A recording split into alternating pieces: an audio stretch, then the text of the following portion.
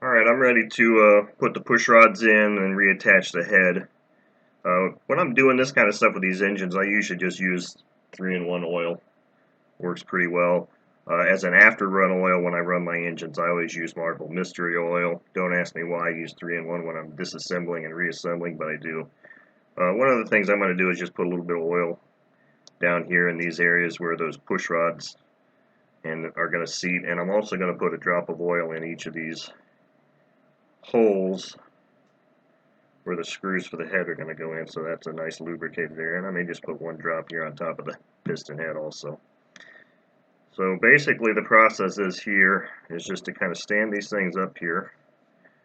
Now the intake one has a nice little ridge here in the head where it kind of fits in there. The exhaust valve you just kind of have to hold. So I'm just going to kind of put this into place, kind of check things out, make sure it seats properly. I'll hold it up here, and it doesn't look like it's the seat right here. Okay, I can drop a screw in. Now from our earlier discussion, we found out that the shorter screws go in the front, the longer screws go in the back.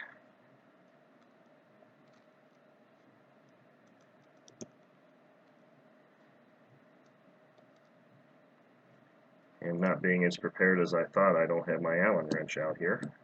So I'm just going to very lightly just start to engage the threads here on one of the rear ones first. Then I'll go to the front. Just kind of run it down until I start to feel a little tension, and then in a diagonal pattern and crisscross, just kind of start slowly running these in. Now before I actually get to the point where I start feeling tension, I just want to make sure these O-rings look like they're seated well in there, and of course I just had a push rod drop out. That's okay. You can see that I've got the push rod seated here well. Drop that push rod back in here. Run this screw down until I feel snug. Run this down until it feels snug.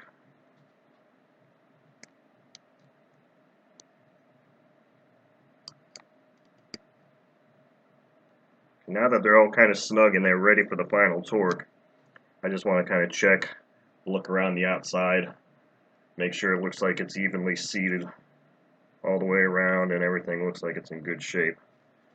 Okay, so I don't really have a torque wrench for this, but I kind of have a good torque feel. So I'm just kind of going to torque those screws. This is kind of where experience comes into play, and you just kind of get the feel for what the right torque is, and you call it good.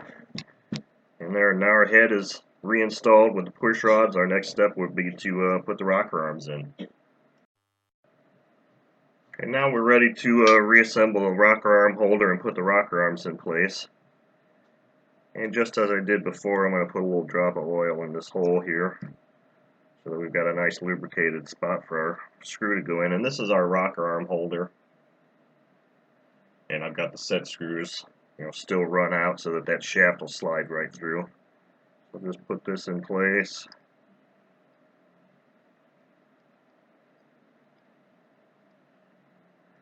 There are some dimples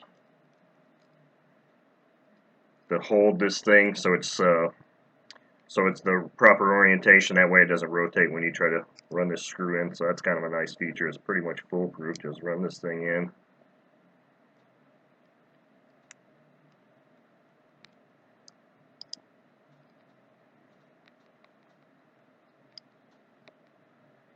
Tighten it up.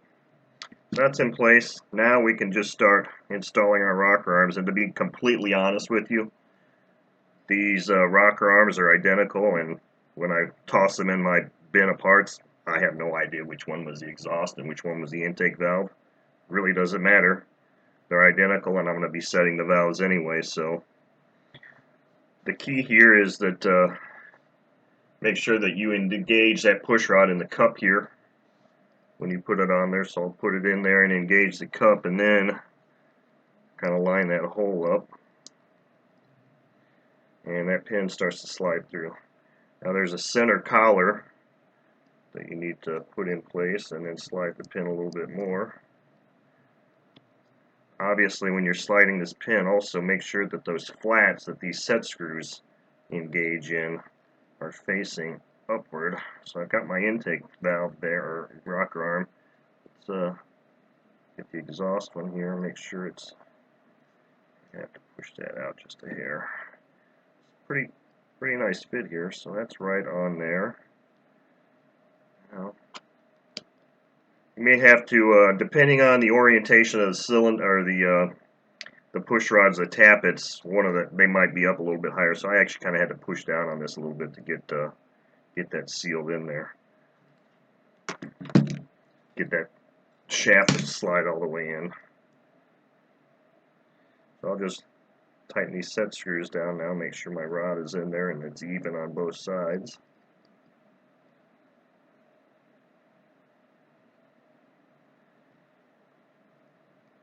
I don't torque these a whole lot, but you definitely don't want them coming out. Of course, it's not like if they came out, anything's really going to happen, because the valve cover is going to make it so that this pin, even if all of these things were loose and it tried to vibrate with the cover on, it's not going to be able to come out enough anyway.